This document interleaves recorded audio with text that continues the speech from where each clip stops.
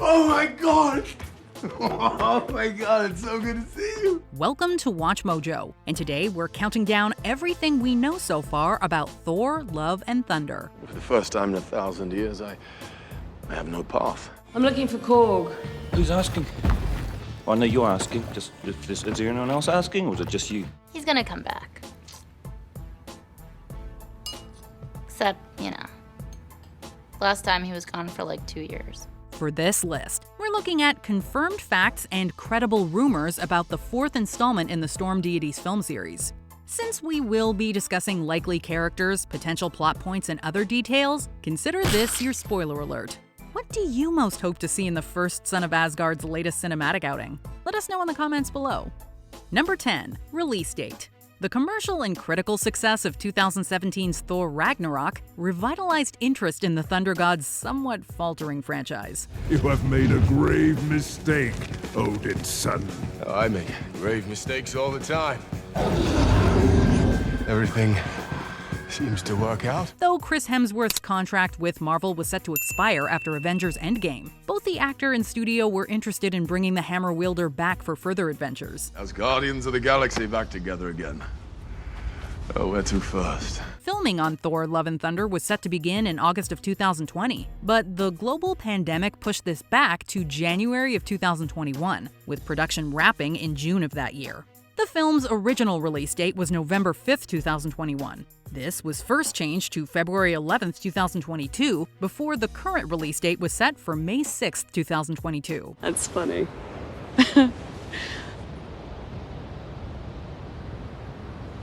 You being serious? Number 9. Waititi returns. Director Taika Waititi's unique blend of humor and heart helped propel the third Thor film to both commercial and critical success. Yes! This was no surprise to those familiar with his work. Waititi wrote and directed 2010's Boy, a powerful coming-of-age story in which he also appeared as an actor. In 2014, he co-wrote, co-directed, and co-starred in the wickedly hilarious vampire mockumentary What We Do in the Shadows. You're a cool guy, but you're not pulling your weight in the flat. Oh, I'm glad to hear that I'm cool. No, that's not the point, though. Yeah, You're missing I it. know. He also directed and wrote the screenplays for the delightful 2016 film Hunt for the Wilder People, as well as 2019's Jojo Rabbit, an oddball comedy drama. So you're gonna get out there and you're gonna have a great time, okay? Considering this incredible track record, it's no wonder Marvel brought Waititi back to direct the fourth Thor film, which he also co-wrote. Number 8. Returning characters. Many characters from prior Thor films will be returning in the franchise's fourth installment. Matt Damon, Sam Neill, and Luke Hemsworth are back as the Asgardian acting troupe who satirized the events of the second Thor movie during the third one. I'm a trickster. Yes, so mischievous. Yes. Sorry about that time I turned you into a frog. It was a wonderful joke. It was indeed hilarious. To keep their act from getting stale, Melissa McCarthy joins the players, likely as Hela's substitute in another play within a film bit. Of course, YTT reprises his role as Korg, a talkative, rock-skinned alien now living in New Asgard. Hey, guys, long time no see. Beers on the bucket. Feel free to log into the Wi-Fi. No password, obviously. Meek, Korg's taciturn insectoid friend, will also be back, as will Jeff Goldblum's Grandmaster. Last but far from least, Jamie Alexander's Lady Sif will return, rounding out a strong bench of supporting characters, sure to make for another delightful romp through the MCU. You are alone. And you always will be. Number 7. Thor Love and Thunder leads into Guardians of the Galaxy Volume 3. Marvel's favorite crew of ragtag aliens really gelled with Thor. That is, except for the team's half-human leader, Star-Lord. Well, are you making your voice deeper?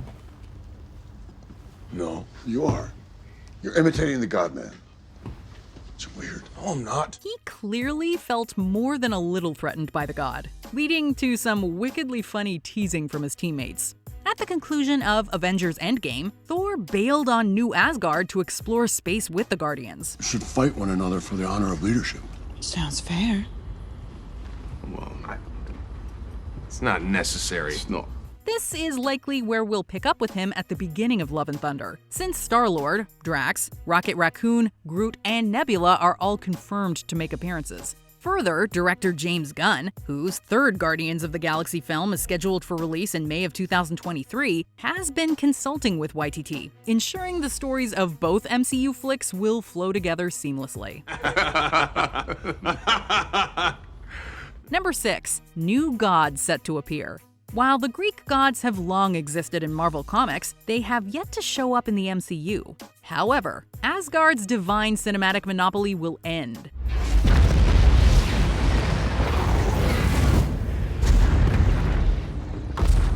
Russell Crowe spilled the beans about his role as Zeus during an interview in April 2021, though he didn't share many details. Will Zeus and Thor battle, or will the bearded sky god become a surrogate father figure to Odin's son? Will Hercules or any other Olympians show up? You've been bested by the best! Victory belongs to Hercules! In the comics, the chief god of the Greek pantheon has been both friend and foe to Thor. We don't yet know what role Zeus will play in the plot, but even his mere appearance will likely have big implications for the entire MCU moving forward. And what if you're wrong? Well, if I'm wrong, then what more could I lose? Number 5. Costume update. The Thunder God's look has evolved considerably since first stumbling into theaters. His initial costume was a shiny blend of metal and leather. For the first installment of The Avengers, Thor got his cape taken in and ditched the armor covering his arms. In Ragnarok, he cut off his flowing locks and simplified his look, which changed drastically by Endgame. You all right? Yes, I'm fine. Why? Don't it look all right? You look like melted ice cream.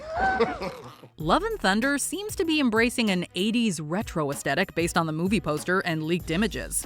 In February 2021, the Daily Mail published a shot from the film set showing Hemsworth wearing a sleeveless red and black leather jacket. It appears to be a callback to another hammer-wielding comic book hero, Thunderstrike, and represents Thor's boldest fashion statement to date. What happened to your hair? Oh, some creepy old man cut it off. It looks good. Oh, thanks. Number 4. Loki, Silver Surfer, and Iron Man? Back in April of 2020, YTT hosted a watch party for Thor Ragnarok where he answered questions from fans and gave out hints about the next chapter in Thor's story. The director shut down rumors that the Silver Surfer would appear in the upcoming Thor flick, but played coy on Tom Hiddleston's character Loki. Where are you at these days? It varies from moment to moment. Subsequently, Hiddleston confirmed he's not part of the film, though fans got plenty of the Mischief God in his dimension-hopping series on Disney+. It's been a very long day, and I think I've had my fill of idiots in armored suits telling me what to do, so if you don't mind, this is actually your last chance. Speaking of mischief, YTT tapped into his inner Loki by sharing a fake script in which Iron Man returns from the grave thanks to science. Full stop. It also teases the return of Thanos and the formation of a new team called the Avengerers. I'm putting together a team. It's me, you, and the big guy. No team, only Hulk! Number 3. Valkyrie searches for her queen. When Tessa Thompson's Valkyrie first showed up in Thor Ragnarok, she was an alcoholic bounty hunter with a major case of PTSD. When she tried to escape her banishment, he sent the Valkyrie in to fight her back. I only survived because... Look, I already faced her once back when I believed in the throne, and it cost me everything. Nevertheless, by the film's end, Valkyrie has a change of heart. She helped Thor escape Sakaar and even face down the source of her trauma, the goddess of death.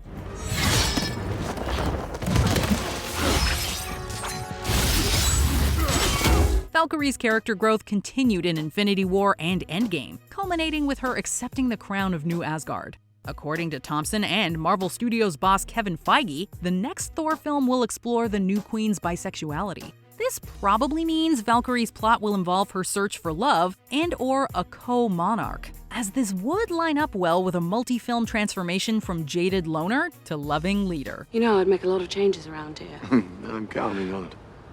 Your Majesty. Number 2. Christian Bale plays the villain. The next big baddie has been confirmed to be Gore the God Butcher. In the comics, he is an alien who goes on a deicidal rampage after learning that the gods are real. Enough! You are all of you beneath me. I am a god, you dull creature. To that end, Gore acquires a weapon called All Black, the Necro Sword from the malevolent deity who created the symbiotes. in the MCU, Hela used necroswords, so Gorr may acquire her power, as the Collector did in the second episode of What If. That woman had taste. A necrosword, courtesy of the Asgardian goddess of death. This is just speculation, but what we know for sure is that Academy Award winner Christian Bale will play Gorr. The actor's intense screen presence and raw physicality promise to make this slayer of divine beings one of the MCU's most unforgettable antagonists. You wanted me. Here I am. Before we continue, be sure to subscribe to our channel and ring the bell to get notified about our latest videos. You have the option to be notified for occasional videos or all of them. If you're on your phone, make sure you go into your settings and switch on notifications. Number 1. Jane becomes a goddess. Natalie Portman played Thor's mortal love interest in the hero's first and second films, but has been more or less absent since then. Sorry to hear that Jane dumped you.